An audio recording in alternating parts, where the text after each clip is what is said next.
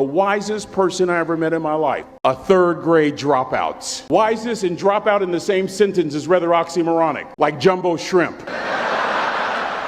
Like fun run. Ain't nothing fun about it.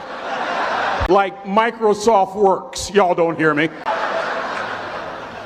I used to say like country music, but I've lived in Texas so long, I love country music now. I hunt, I fish, I have cowboy boots, and y'all, I'm a black-neck redneck. Do you hear what I'm saying to you?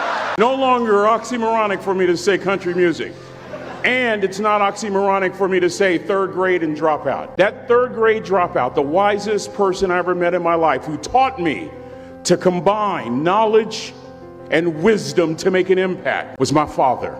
A simple cook. Wisest man I ever met in my life. Just a simple cook. Left school in the third grade to help out on the family farm, but just because he left school doesn't mean his education stopped. Mark Twain once said, "I've never allowed my schooling to get in the way of my education." My father taught himself how to read, taught himself how to write, decided in the midst of Jim Crowism, as America was breathing the last gasp of the Civil War, my father decided he was going to stand and be a man. Not a black man, not a brown man, not a white man, but a man. He literally challenged himself to be the best that he could all the days of his life. I have 4 degrees. My brother is a judge.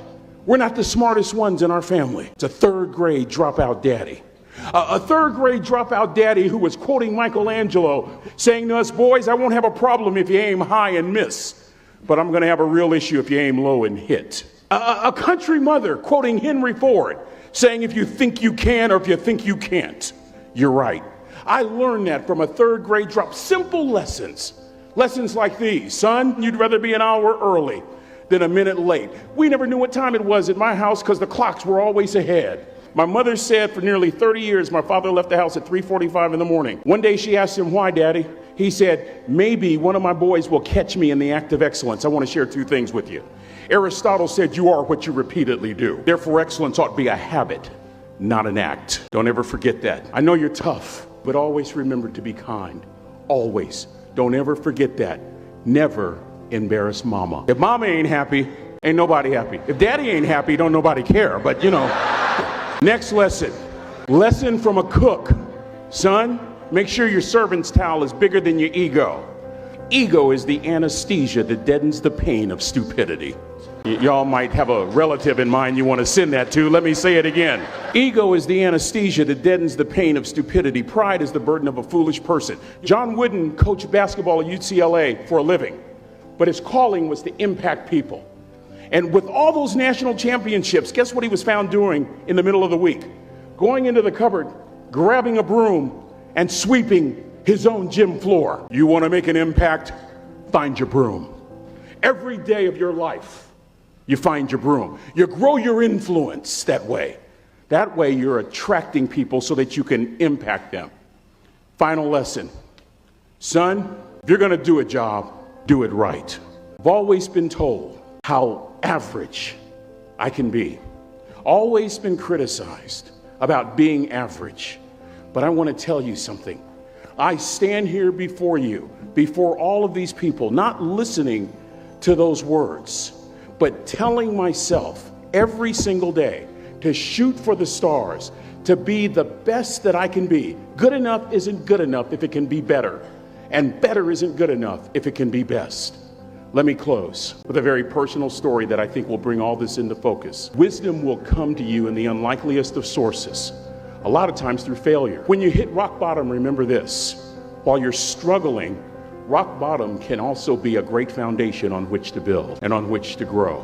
I'm not worried that you'll be successful. I'm worried that you won't fail from time to time. Person that gets up off the canvas and keeps growing, that's the person that will continue to grow their influence. Back in the 70s, to help me make this point, let me introduce you to someone. I met the finest woman I'd ever met in my life. Back in my day, we would have called her a brick house.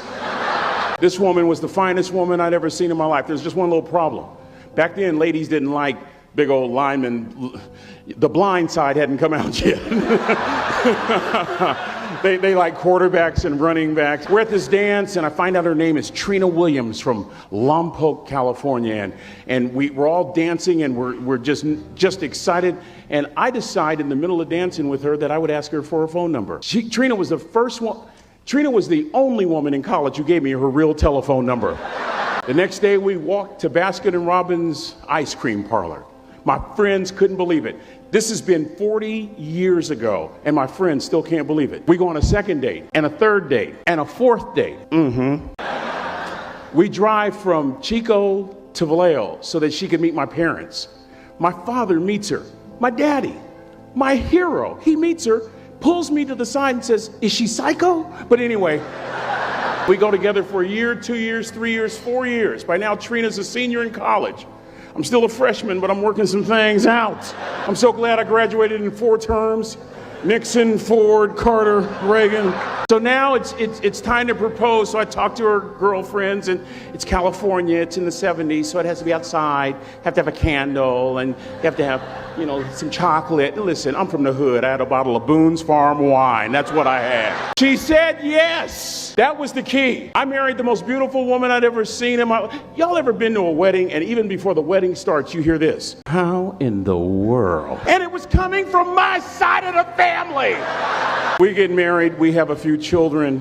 Our lives are great. One day, Trina finds a lump in her left breast. Breast cancer. 6 years after that diagnosis, me and my 2 little boys walked up to mommy's casket. And for 2 years, my heart didn't beat. If it wasn't for my faith in God, I wouldn't be standing here today. If it wasn't for those 2 little boys, there would have been no reason for which to go on. I was completely lost. That was rock bottom. You know what sustained me? The wisdom of a 3rd grade dropout.